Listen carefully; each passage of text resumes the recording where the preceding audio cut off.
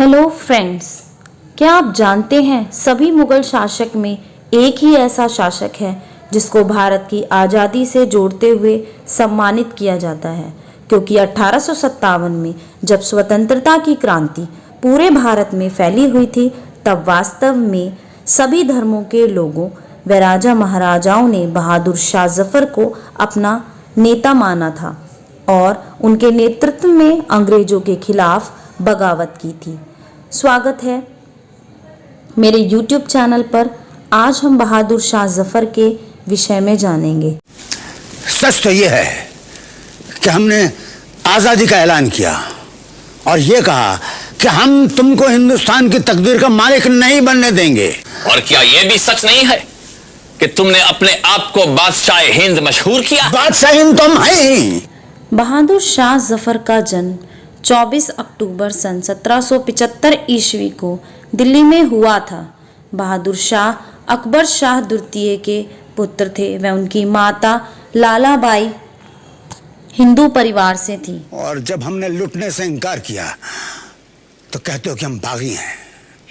आज की लहूलुहान दिल्ली की कसम, हमने बगावत नहीं की, तुमने नमक हरामी की।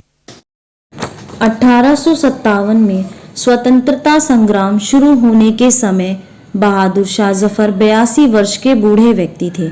जब सैनिकों का गुस्सा क्रांति में बदला तभी बहादुर शाह जफर ने भी अंग्रेजों को बाहर भगाने की कसम खा ली और युद्ध में सैनिकों का साथ दिया। सितंबर 1857 में अंग्रेजों ने दिल्ली पर पुनः कब्जा जमा लिया और बहादुर शाह जफर को गिरफ्तार करने आए। मेजर हडसन दरबार पहुंचते हैं और कहते हैं, दमदमे में दम नहीं है, खैर मांगो जान की, ए जफर ठंडी हुई अब तेग हिंदुस्तान की। क्योंकि मेजर हडसन को भी थोड़ी उर्दू आती थी, किंतु इस पर बहादुर शाह चुप नहीं रहे और उन्होंने भी जवाब दिया, गाजियों में बू रहेगी जब तलक ईमान की, तख्ते लंदन तक चलेगी तेग हिंदुस्तान की।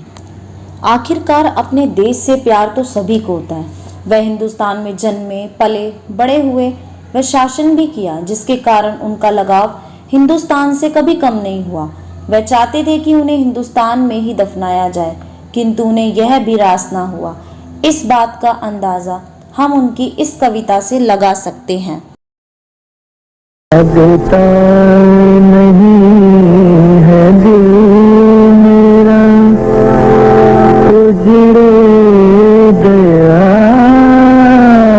में, लगता नहीं है जी मेरा उजड़े दयार में, किसकी बनी है आलमे ना पाएदार में। बुलबुल को बागवां से न सैयद से गिला, किस्मत में कैद थी लिखी फसले बहार में। कह दो इन हसरतों से कहीं और जा बसें, इतनी जगह कहाँ है दिले दागदार में। एक शाख ए गुलगुल पे बैठ के बुलबुल है शादमां, कांटे बिछा दिए हैं दिले जालजार में। उम्र ए दराज मांग कर लाए थे 4 दिन, 2 आरज़ू में कट गए 2 इंतज़ार में।